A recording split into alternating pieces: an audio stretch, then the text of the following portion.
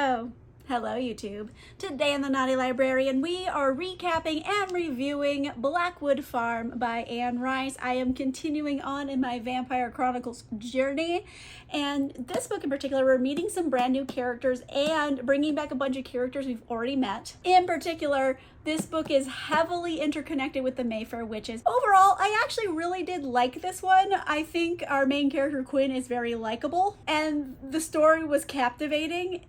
I mean, it's still Anne Rice, so is there still gross sex stuff? Yup, there is. Just how she writes. But anyways, we'll get into that. Let's talk about what actually happened in Blackwood Farm. The book starts off with us meeting our new protagonist, Quinn Blackwood. And he's a young guy. He's a relatively new vampire as well. I think he's around like 21 to 22-ish, and he's been a vampire for like maybe a year at this point. So he's a little baby. Quinn is in quite a predicament right now. Basically, Quinn has been haunted by this spirit that he calls Goblin, like his whole life. And he grew up with Goblin, and when Quinn became a vampire, Goblin started to acquire a taste for human blood as well, and Goblin keeps attacking Quinn every time he feeds, and he's also capable of doing harm to others. So Quinn's like, I need to get rid of Goblin ASAP. And Quinn doesn't really have anywhere to turn to, so he decides, okay, this is what I'm gonna do. I'm gonna write a letter to Lestat, because apparently everybody knows who Lestat is. He's like famous in the vampire world. Everybody knows Lestat. And he's gonna write him a letter. He's like, Dear Lestat, I need help. You'd probably understand. And then he like explains his situation. Quinn goes to Lestat's old apartment in New Orleans. Mind you, he had already moved out of this apartment at the end of Merrick, so it's kind of empty, but he still owns it. So he goes there and he's leaving a letter for Lestat, so hopefully he'll find it. But there's a snag in this plan, because Quinn, when he's in the apartment, he comes across this Talamasca agent named Sterling Oliver. And Quinn and Sterling are well acquainted with each other. They have met on many occasions, and like Sterling, he is another Aaron. He is a great guy. We like him a lot. And he hasn't really seen Quinn since he has turned into a vampire. And since Sterling, is Talamasca, he knows like immediately this kid is a vampire. But the thing is, also at the end of Merrick, the Talamasca declared war on vampires. They were pissed off, so they're kind of like hunting them now. So Quinn, Sterling knows too much. Quinn's really hungry. Uh-oh. Sterling's gonna have to die. But as he's feeding, someone comes up behind him and grabs his shoulder and just like tosses him across the room. And guess who it is, everybody? It's Lestat. He is making an appearance right at the beginning of this book. I'm obsessed. So Lestat's like, hey, Sterling, run along, leave. I have saved you from being eaten. Go tell your Talamasca pals that you need to call off this open season on vampires. It will end poorly for you. It only hasn't ended poorly so far because David has asked me not to murder you all. That's it. That's the only thing. So go back and tell them that. And also don't tell anybody about Quinn, and you can live. Go along, run away. Sterling's like, okay, you know what? That's a great idea, Lestat. I'm going to do all those things. And he like leaves. And Lestat meets Quinn officially, and like Lestat kind of really takes a liking to Quinn immediately, and so does everybody. Quinn is such a likable character. You root for him, and if anyone tries to harm him, you will rip their bones out of their body. Like, that's how he makes you feel. Like, everyone wants to protect Quinn. And Lestat is giving full-on Big Brother vibes to Quinn's little brother. It's like an immediate thing. So I'm like, okay, I'm like loving this relationship. So Lestat takes him out to get dinner. And right after Quinn is done eating, Goblin appears to like suck the blood out of him, and it's really graphic. It's like sucking little droplets of blood, like basically like out of all of his pores. And Quinn, he takes Lestat back to Blackwood Manor, his like family estate, and Lestat gets to meet Quinn's favorite person in the whole wide world, his Aunt Queen. And Aunt Queen is cool. She is a very sophisticated, older woman, daring, adventurous. She still wears stilettos and loves cameos and stuff, and she's like 80 something years old. She's dope. So now that like Lestat is fully invested in both Quinn and Aunt Queen, he really wants to learn the backstory here. What's been going on? Tell me your whole life story. So they go over to Quinn's bedroom, and before they can get into like all the storytelling, Goblin attacks again, sucking blood out of Quinn, and Lestat can see Goblin whilst he's sucking the blood, so he uses his fire gift where you could like set blood on fire with your mind on Goblin. So all the blood he just sucked out, he sets on fire, and Goblin's like, owie! And like flees away. And now that we have the premise set up, it is now time to backtrack and do Quinn's entire life story. So Quinn has always been able to see ghosts and spirits. In particular, there's this one ghost named Goblin who has always been with Quinn his entire life. His first memory is of his 3rd birthday, where Goblin was able to like take control of his hand and smash his birthday cake with it. The thing with Goblin is that he's really jealous, I would say. He wants to be the center of Quinn's attention at all times, and he gets really upset when something else comes along to take that attention away. And that causes Goblin to start acting out in somewhat violent ways. However, I do want to point out here that Goblin hasn't always been like this malevolent spirit. Goblin has also been, you know, Quinn's only friend at times. Like, they're very close to each other. They're like best friends, and it's not always like a bad relationship. So since Quinn keeps seeing ghosts, and especially Goblin, you know, he can't go to regular school. He keeps getting kicked out because he keeps talking to imaginary friends all day. It's a whole issue. So his family is also insanely wealthy, so they decide they're just going to get private tutors for his whole life. Aunt Queen needs to get back to her jet set lifestyle, so she finds the perfect tutor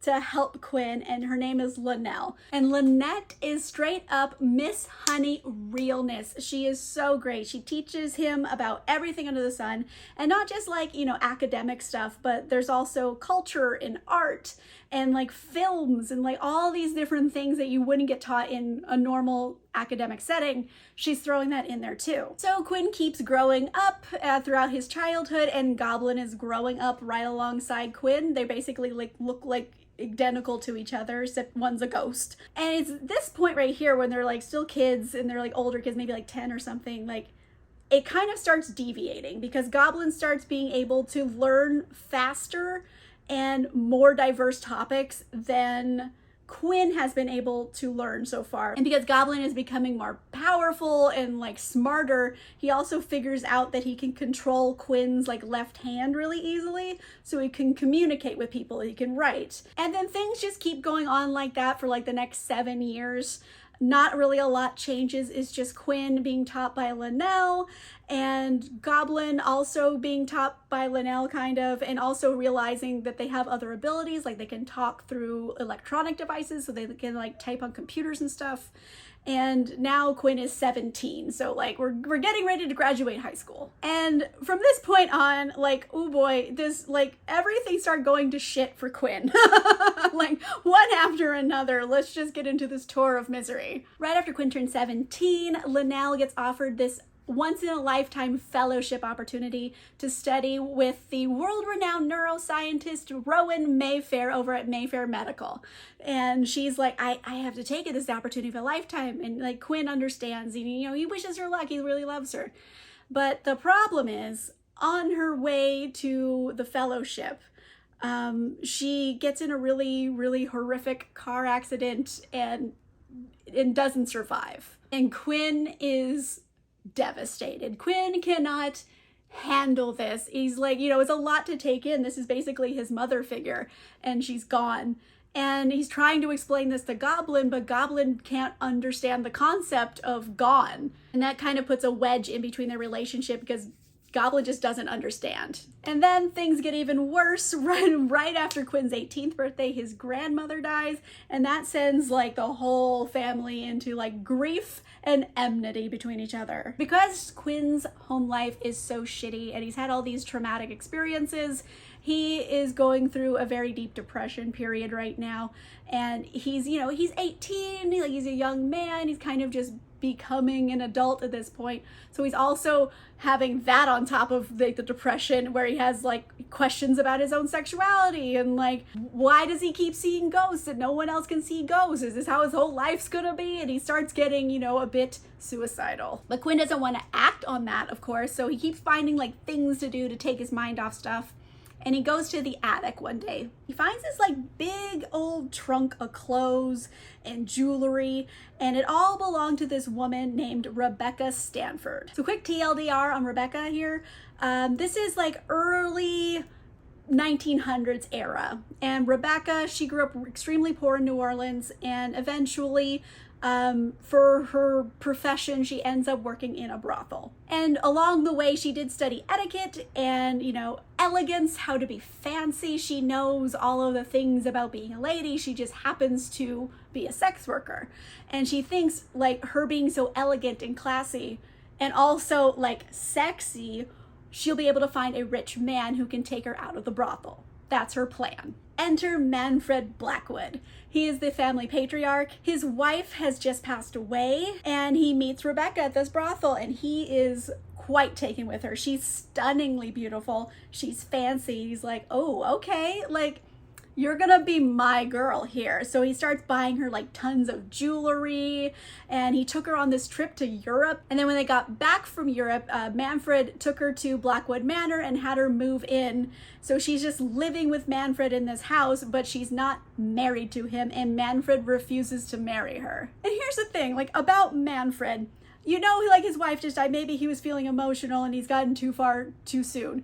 But no, let's not feel sorry for Manfred. He's actually the worst, and I'll explain. Manfred has always really had a taste for, women from the poor side of town who wouldn't necessarily be missed if they went missing, so to speak. And Manfred had been seen with tons of girls from the poorer districts over the years, and they just never saw the girls again. Then they just figured, oh, they must have just gone off somewhere else or disappeared, and no one bothered to look for them. And I think from the description I've been giving here, you can have a good sense of what his hobbies may be.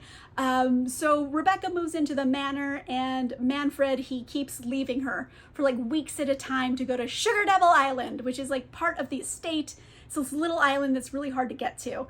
And he just leaves for weeks at a time, frankly, to go to his murder island. Let's be real, it's a murder island. And Manfred constantly leaving drives Rebecca to become quite cruel to Manfred's kids from his, his wife who passed away. And Rebecca's just all around rotten to be around. She becomes this horrible person. And mind you, is she being driven to this? Yeah, but her actions are her own. She doesn't need to be cruel to anybody, but I get why Manfred's slowly driving her insane. And she even sets the house on fire one day, just trying to get attention from Manfred. And the servants all put it out and shit, and they're like, oh my god, what is wrong with you? And they lock her in a room and don't let her out for a couple of weeks until Manfred finally comes home. So Manfred gets home. He sees why is my house all fucking burnt? And they're like, listen, pal, Rebecca set shit on fire. We locked her up. We don't know what to do here. And Manfred the murderer is not very happy with all of this. So he goes and gets Rebecca out of the room and just beats the snot out of her. It is hard to read because he only stops beating the snot out of her when the servants come and there's enough screaming for the servants to be maybe don't kill her. Oh my god. And mind you, the whole time, Manfred's hitting her, she's telling him that she loves him and she wants to marry him. And remember when we were happy in Naples? It's really a hard scene to read. But Manfred, being the cruel serial killer we all know him to be, this does not move him. He literally just drags her out of the manor, throws a trunk of shit at her and says, get the fuck out of here. I don't want to deal with you anymore. And that was the last anybody ever saw of Rebecca. So back in the present, Quinn has found the trunk that's full of all of her stuff. And he finds all these cameos that are really beautiful. And he knows Aunt Queen loves cameos and stuff. So he's like, oh, why don't we put this shit up around the house? This is really cute. So he goes and he starts displaying some of the jewelry pieces and stuff all around the house, and he thinks this is a great idea. He's bringing some of the history of the house back to the present. However, putting all of Rebecca's jewelry around the house kind of summons Rebecca's ghost back to the house, And things take a real weird turn from here. Basically, Quinn kind of just gets ensnared by Rebecca's ghost, and he starts seeing the house how Rebecca would see the house, like it was back in, the early 1900s. And everything feels really real and super corporeal to him, including Rebecca herself. And then, well, I'm just gonna say it, Quinn ghost bangs the woman who would have been his great-great-grandmother. He banged a ghost. This is how he lost his virginity. Like, I can't. Like, good night, everybody. We're calling it here. After all of the ghost sex, Rebecca, she starts talking to Quinn more, and she's like, hey, you need to go to Sugar Devil Island and, like, get my body back, because that's where it is. And then if you go get my body, I'll come back and I'll ghost bang you again. And Quinn's like, you know what? This is a great idea. I'm gonna go get your body. Quinn, he goes out into the swamp looking for this Sugar Devil Island. So as soon as he pulls up on shore of Sugar Devil Island, he sees like this big manor house was built there. And there's also this big golden tomb that looks like Roman inspired. So Quinn's like goes into the house because, what else is he gonna do? And he's looking around the house and he goes upstairs and he finds Rebecca's remains, and oh my gosh, was this woman tortured before she was killed. Like, her bones are on the wall, suspended by a meat hook, straight up Texas Chainsaw Massacre style. Like, this woman suffered a lot. So Quinn, he tries to take the body down, but like it's disintegrating as he's touching it. Mind you, he's been in a swamp for like 100 years. It's very fragile. So he ends up just taking the jewelry off the body, and he's like, okay, I'm gonna leave. I'm gonna get the police to come back, and I'm gonna deal with this because something horrible happened here. And then like some other red flags start kicking on in his brain because he's actually looking at the house now, and he's like, this manor looks like someone lives in it right now. Like, there are books open on the counter that are like recent release novels. Like, obviously they haven't been there for a while. Someone is living here. He's like, oh God, someone is living in the murder house just casually? What? Quinn makes a fabulous decision here. He's like, I'm getting the fuck off this island. So he gets in his boat and he leaves immediately. However, Quinn, he also does, want to get justice for Rebecca. Like, some awful things happen to this poor woman. So he makes plans to go back to the island, but this time he's gonna bring like all the stuff he actually needs. Like, he's gonna bring a gun and like a camera and all this stuff so he can like be safe, and also a strongly worded letter evicting whoever living in that manor. So Quinn explores the whole house and he takes lots of pictures, and I guess like all of this exploring on the island gets him all tuckered out, and he takes a nap. And during this nap, he ends up getting merged again with Rebecca's ghost, and he ends up experiencing how she was tortured as if it was him. So yeah, these are very bad nightmares he's having. So he's like, ah, and he wakes up because yikes, that's a lot to see. And then Ghost Rebecca is there with him. And then, commence the ghost banging part 2 Electric Boogaloo. And Rebecca tells Quinn that she needs him to be her vengeance before, fading away and Quinn falling back asleep. So Quinn wakes up again, and now it's after dark, and Quinn's like, oh no, it's dark out. I am in trouble. So Quinn, he's running out of the house. He's trying to get out there as quick as humanly possible. But he's stopped when he sees Goblin, and Goblin's like stopping him and warning him and trying to make him move a different direction because Quinn turns around and there's a figure at the other side of the island, and it's dumping what looks very suspiciously like 2 dead bodies into the swamp where the alligators are. And Goblin becomes as corporeal as he has ever been, and like takes Quinn by the shoulder to like guide him away through the swamp without being caught by this like mysterious figure. So saved by Goblin, Quinn gets back to the manor and he's freaking the F out. He's like, we need to call the police. I went to the island. I saw someone dumping dead bodies. There's a dead body already in there. Like, a lot has happened at Quinn. You need to help me here. However, Quinn's story is rather far-fetched considering he also talks about all the ghosts he sees. So no one really believes him, but Aunt Queen is very wealthy, so she throws enough money at the police and they start doing their job to go out and investigate. So it's the night before they're gonna go investigate the island, and Goblin, he wakes Quinn up really hard. He's like, you need to wake up. There's danger here. And it turns out like that mysterious figure from the island was in Quinn's room, and they leave a message and like run off. And Quinn doesn't ever see like the stranger's face. He just sees a silhouette and knows it has to be the same person that he saw on the island.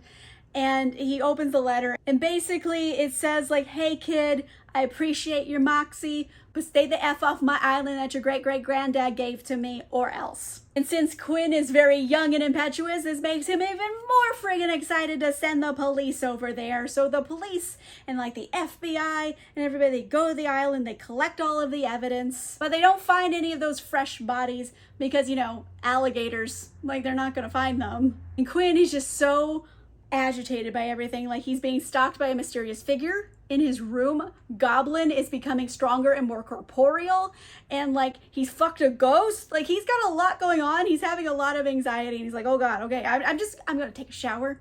I'm just gonna try to wash this off. So Quinn is in the shower, and wouldn't you know, Goblin decides they need a shower too. So he gets in the shower with Quinn, and then things progress from there. There's kissing, and kissing leads into, frankly, it's a ghost handy, okay? There you go. That's what happens in this shower.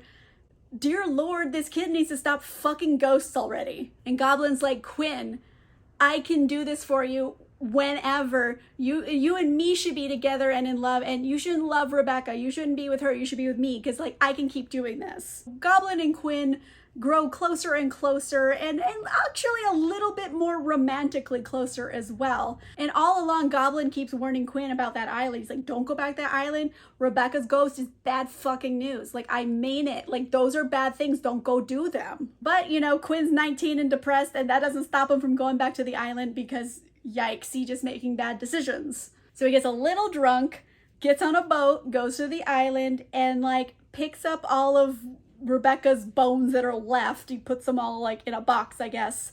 And then he gets really angry. Mind you, he's been drinking a bit. So he's like, how dare this person fucking live here? This is my island. You know what? Fuck your books, homie. And like he starts burning all the books that were in the house. He's like, all right, that'll show him. And then he takes Rebecca's bone box and he gets in the boat and he goes back home. However, the stranger on the island takes a lot of offense at this.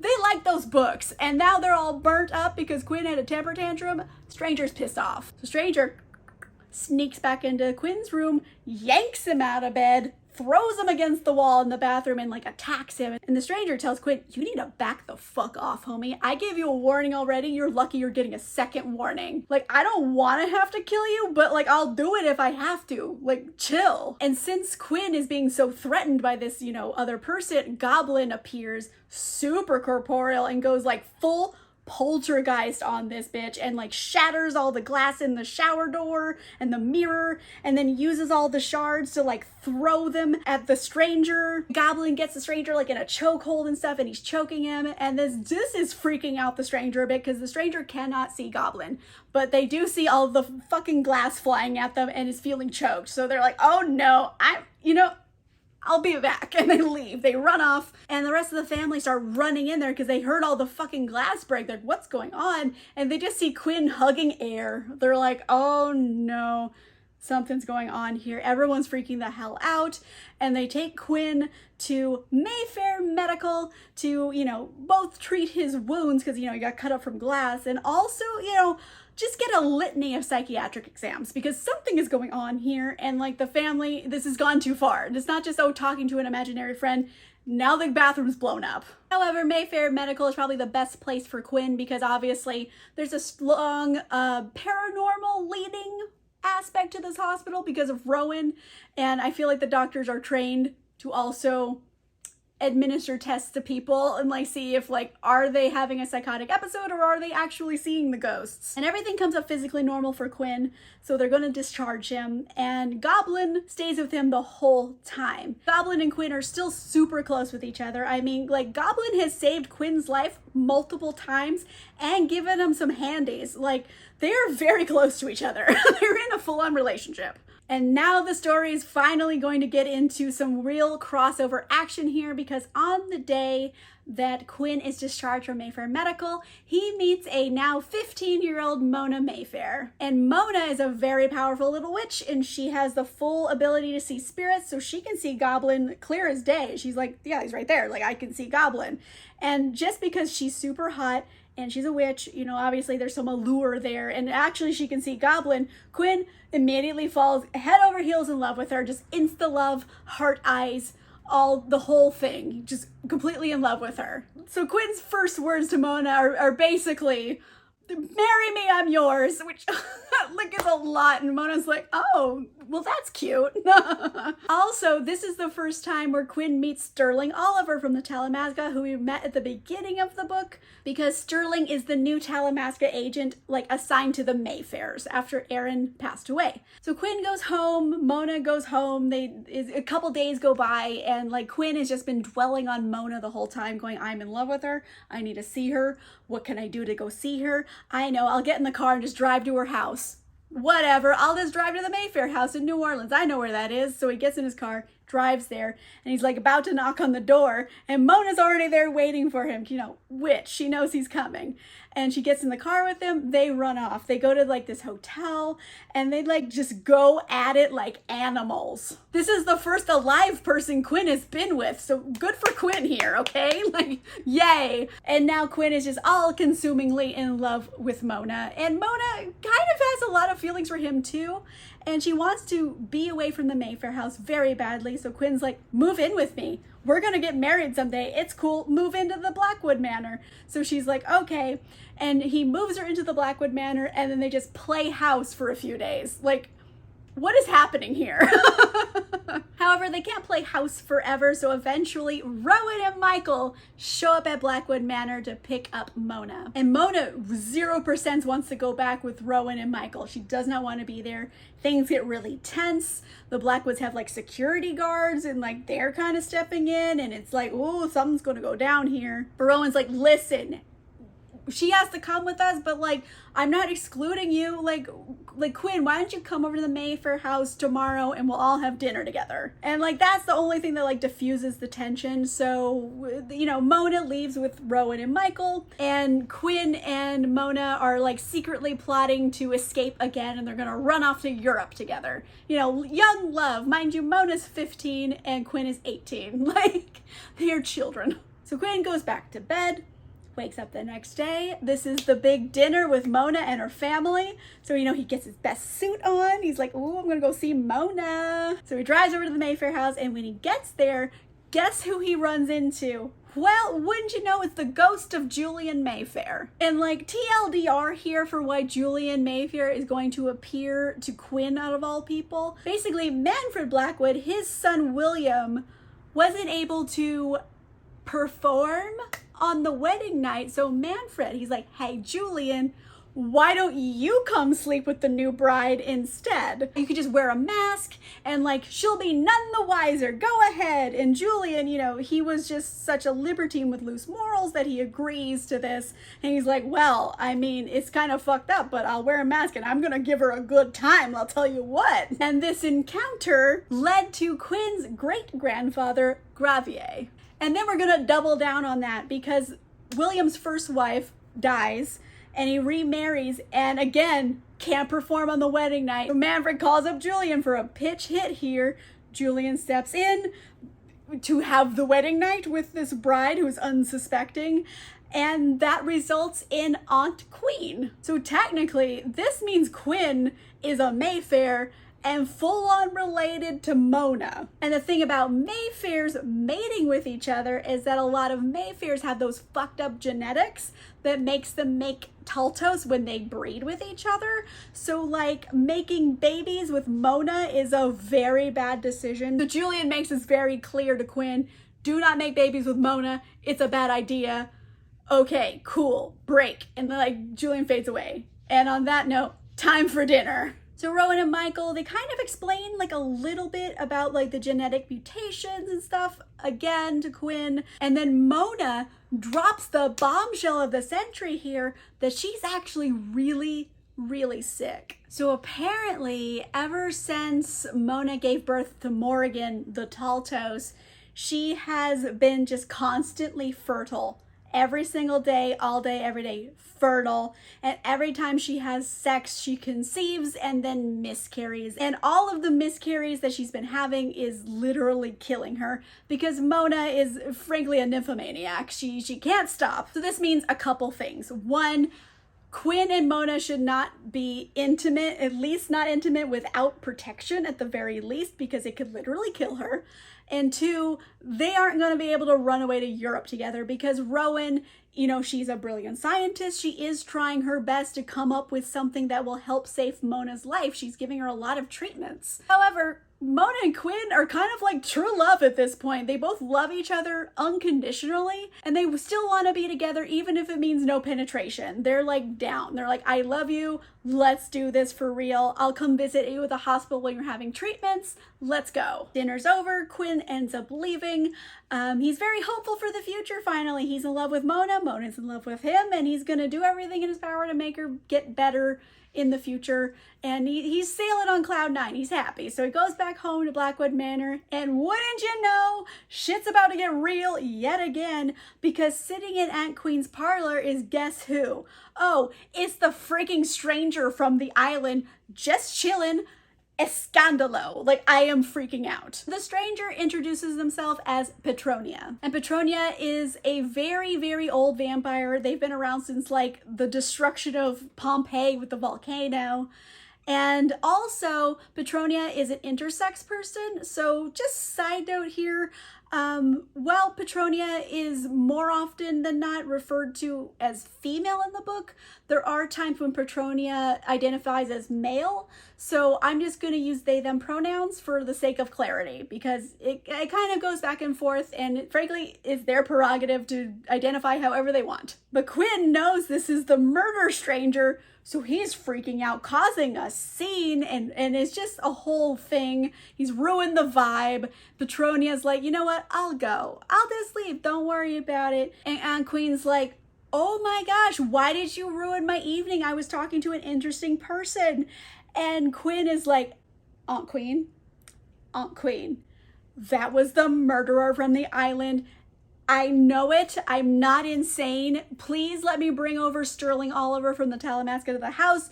He'll confirm everything that I'm not crazy. Like, you, please. And Aunt Queen's like, okay, geez, fine. So Sterling comes over to the house and he's like, yep, guess what? Quinn, completely sane, and also Petronia is a vampire. And he highly advises Quinn that the best course of action he has right now is to just go to Europe with his Aunt Queen, because frankly, she's getting older and it might be her last trip she's really able to take. And also he should get as far as humanly possible away from Petronia, because now Petronia has showed up at his house and hung out with his family members. Like, shit's getting real. You need some space. Quinn completely trusts Sterling and he's like, I believe you. This is what I need to do, so I'm going to do it. But he also is in love with Mona, so he makes plans with Mona that, like, they're going to stay in contact the whole time he's in Europe. They're going to write letters to each other. They're going to email each other. They're going to phone call each other. It's just going to be a separation, but they're still in love and they're still together. And you may be wondering, where's Goblin in all of this? Well, Goblin is very worried in all of this, because once before, like, Quinn went on a trip to New York with Aunt Queen, and Goblin wasn't able to follow him to New York. He ended up getting sucked back to New Orleans. And he's really scared that if Quinn decides to go to Europe, they're going to be officially parted because he can't follow him. Like, ghosts are basically either attached to a person or attached to a place, and it really seems like Goblin is attached to the place, not the person. So Quinn, he's comforting Goblin because, mind you, they still kind of have an intimate relationship with each other at this point. So he's comforting Goblin and he's like, I'm gonna hold your hand the whole way on the plane. I'm gonna literally grab you and keep you with me. So they all go to Europe, and then we're gonna cut to a time jump here. 3 years later, he went to Europe for like a quick trip, and then 3 years went by while he was in Europe, like the freaking Odyssey. Like, what happened that it ended up being 3 years? And like TLDR for that 3 years, basically it's just a tour of Europe. All the normal tour of Europe stuff is happening. The only big thing to come out of it is that Goblin and Quinn are officially separated for the first time. And Goblin does not like this. Apparently Goblin had been acting out at the manor and like shattering all the windows and like breaking stuff for attention, just causing all kinds of mayhem. Until finally Quinn like talked to him like on the phone, and he's like, Goblin, use the computer. We can email each other. Like, that's your whole thing. And so they email each other. the whole time they're gone. But mind you, by the end of these 3 years, Goblin has grown weaker and weaker and has been corresponding less and less. Also, he's been corresponding with Mona this whole time regularly for 3 years. Mona is still in love with this guy. Like, this is a big deal. And also with Mona, her correspondence has tapered off and they haven't talked in at least a few weeks. And unfortunately, that means that Mona's condition has worsened considerably. And she's now she's in the hospital full time, hooked up to machines. And Mona is literally too weak to be able to talk to Quinn. But that all has to wait because Quinn gets back to town and the first thing he feels really deeply compelled to do is go back to Sugar Devil Island for some reason. Mind you, it's nearing dark and he knows damn well that going to that island is a bad fucking idea after dark, but like, Quinn's making bad decisions. And what did you know? It's dark out. Petronia shows up and it's like, hey Quinn, why don't you come inside, have a drink? And it's like, oh boy, don't take drinks from creepy strangers who live in murder houses, but yet Quinn is there taking drinks. And basically like Petronia just roofies this kid. And like Goblin is there and is able to like form up just enough energy to try to stop Petronia from taking him, but ultimately Goblin is too weak and not able to stop Petronia. They grab Quinn and they fly off to a villa in Italy. And things go downhill from here, as you can imagine. Quinn is kept in this kind of like gold cage, literally, and like perpetually drugged. There's like attendants who like groom him and stuff for like the big nights. And finally, when like Quinn like really regains consciousness, there's just 2 vampires in the room. And one of them is this guy, Aaron, who is actually Petronia's maker, so an even older vampire. And guess who the other vampire in the room is? No other than Manfred fucking Blackwood. Petronia shows up and they take Quinn out of the cage and they're like, all right, we're gonna fight. Let's go. So they just start fighting with Quinn and like throwing punches and stuff. Obviously, Quinn is losing this fight. This is a vampire who's thousands of years old at this point. And like Petronia bites him and like nearly drains him dry, so he's all weak and like out of it. And then things take a very disturbing turn, so trigger warning right here. Because Petronia basically forces their genitals into Quinn's mouth. And then Quinn bites down on the genitals very hard. So like, good for Quinn, but that means a whole bunch of vampire blood is now flooding into his mouth. And he swallows it apparently, and this is how he becomes a vampire, through like mouth and genitals. And oh my god, why? So he turns into a vampire. Mind you, he was already made by a very old vampire, but then Aaron, you know, Petronia's maker, who's much more level-headed, shows up and he's like, hey, take some of my blood too. This will make you an even stronger vampire. So he got made by like double made by 2 super ancient vampires.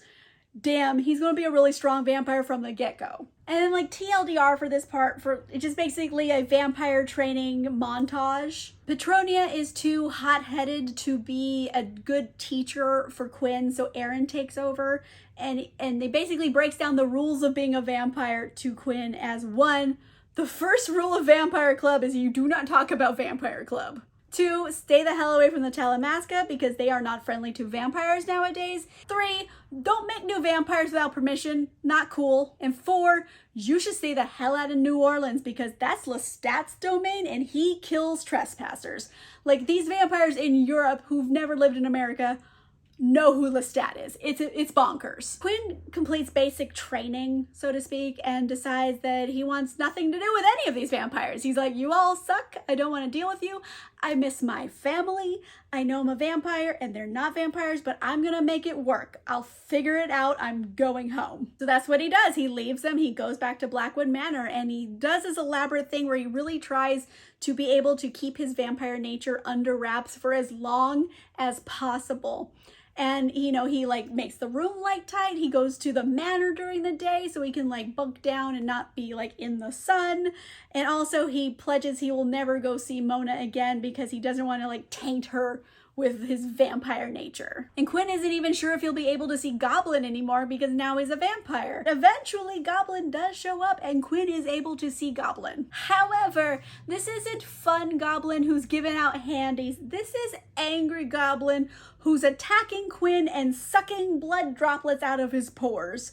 So like the relationship has taken a turn for the worse at this point. Because Goblin attacks Quinn every time he feeds on someone, and Goblin becomes stronger and stronger after each attack. And at this point, we are now officially back in present day. This was Quinn's life story. Here we are sitting in his room with Lestat. And after hearing, Quinn's whole life story, Lestat is rather taken with him still. He's like, you know what, Quinn? Like, I've fallen a little bit in love with you. Like, don't make a big deal out of it, but like, I'm a little bit in love with you, so I'm very interested in this. You know what? I know someone who could possibly help with this whole ghost thing. Lestat's gonna bring over Merrick Mayfair, who is, former witch, former Talamasca agent, now current vampire companion of Lestat.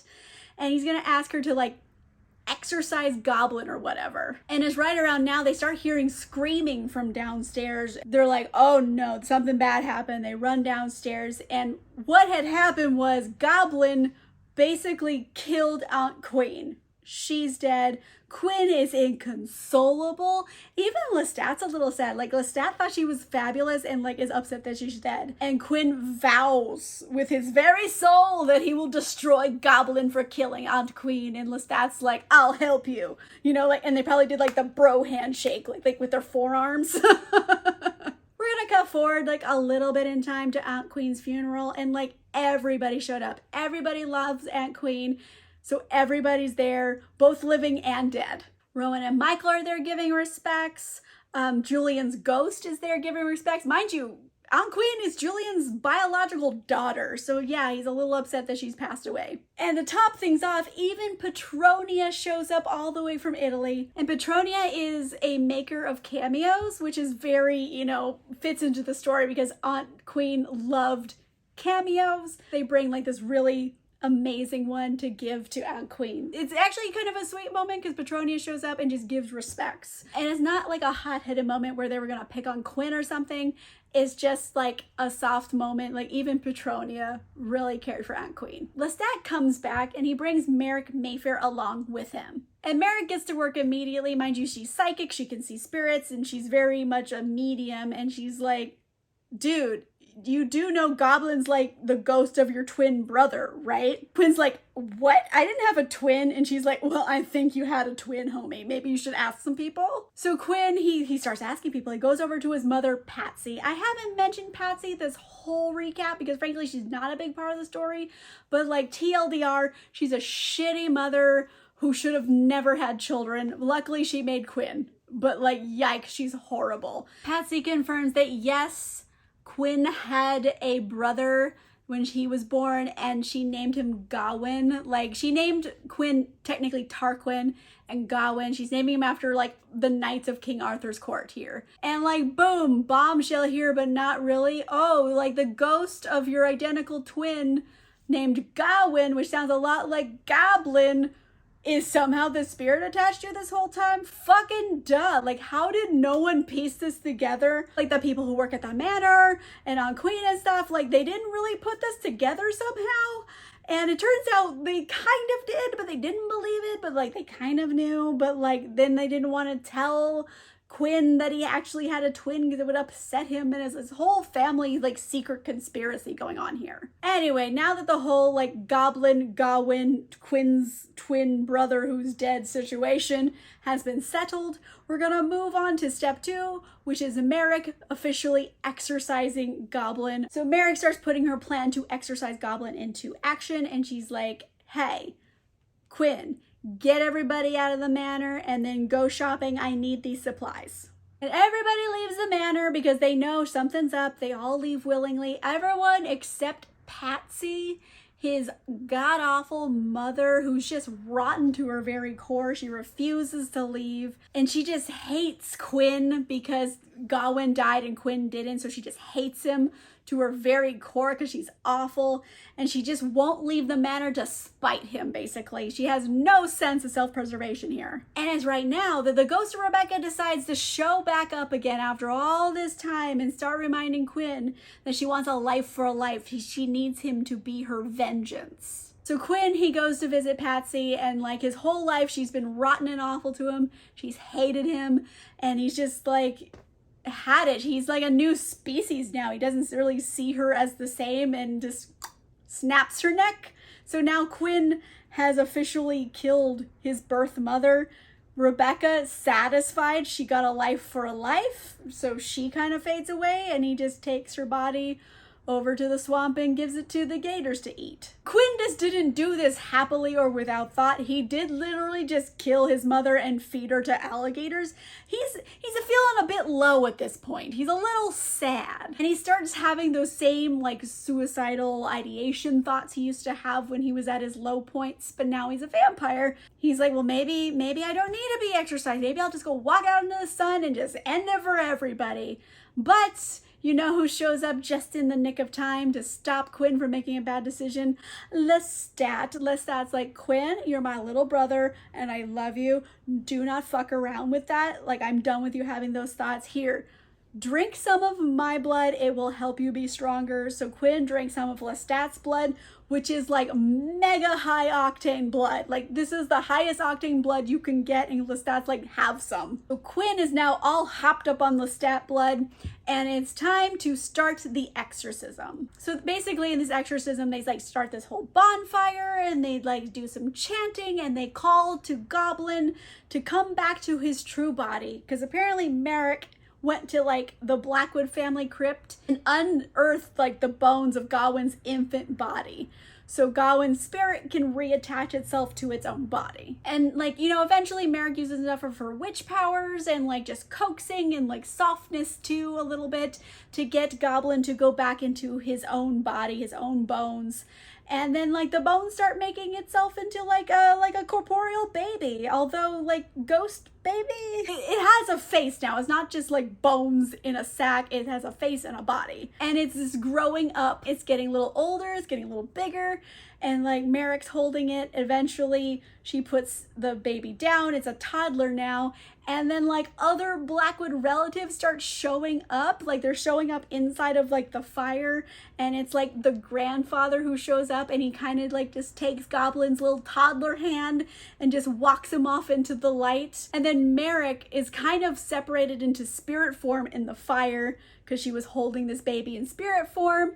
Merrick's spirit just kind of turns around and looks at them and just calls it a day, waves, goes off into the light along with, you know, Goblin, the grandfather, all these other Blackwoods. And then like a big whoosh happens and like the light fades out and it's just a fire left. You know, Merrick's physical body is still standing in the fire, so Lestat like grabs it, yanks it out of the fire. It's a little bit burned, but like he's trying to revive it, like giving Merrick blood and everything, but this is just the shell, this is just the body.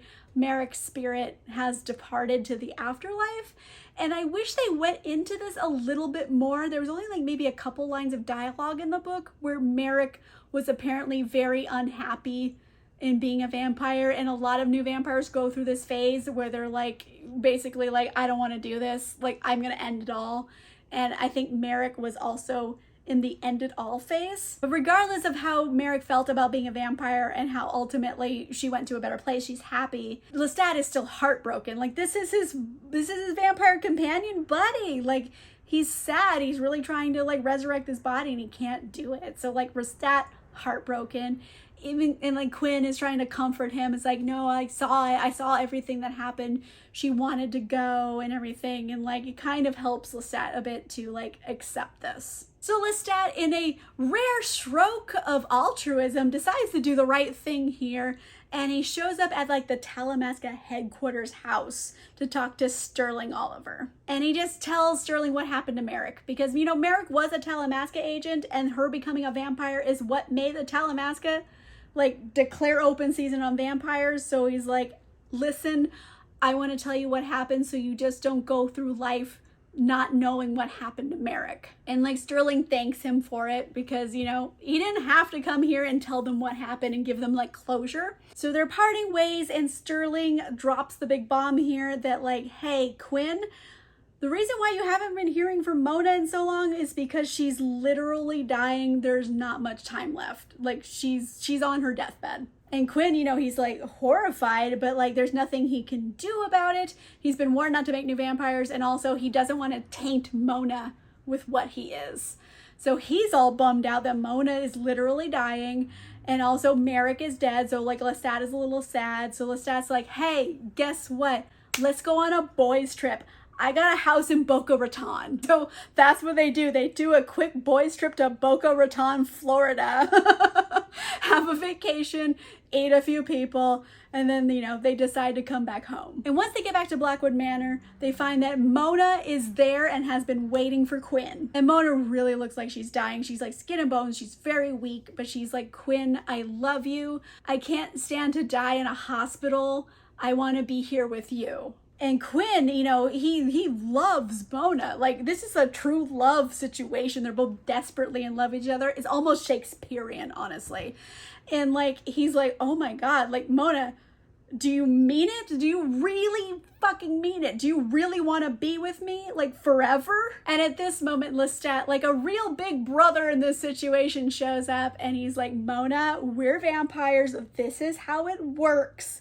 And like, Quinn, he's my unofficial little brother here. So like, listen, do you want to be a vampire? I am giving you the choice not very many of us actually have. You can say no and I'll leave, or you can say yes and I will make it so you can stay with Quinn forever. And the moment of truth comes. Mona says yes, she wants to be a vampire.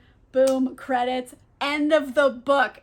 Like, that's the end of the book. Mona says yes, she's gonna be a vampire. And I'm assuming Lestat makes her into a vampire. Mona Mayfair, the witch, is now a vampire, and she's in vampire love with Quinn Blackwood. So, oh boy, a lot happened in this book. This was a roller coaster of emotions. Mind you, I have been drinking during this video, so like, I'm feeling a little emotional, probably because of alcohol. But like, I love Quinn intensely. He's written as such a likable fucking character that you just root for him no matter what.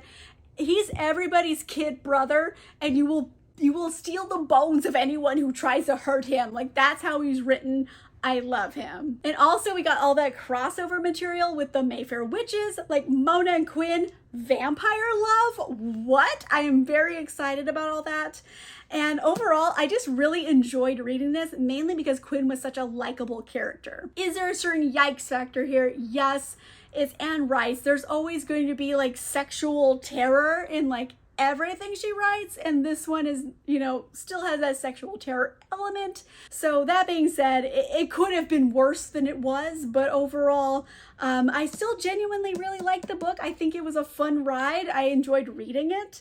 I'm excited to read more books in this series. I know the next book, Blood Canticle, is like kind of dealing with the Mayfair witches and Lestat and the vampires again. So I'm very excited to see the next book and how they keep intertwining with each other. On that note, let me know in the comments down below, what's your favorite like crossover story, like two different worlds combined? What was your favorite crossover? Let me know in the comments down below. If you like this video, make sure you give it a like. If you want to see more videos, make sure you subscribe. And if you want cool exclusive content, including early access to videos and a book club, you can consider becoming a channel member or a patron. Links for that are in the description down below. And on that note, I will see you guys soon. Goodbye.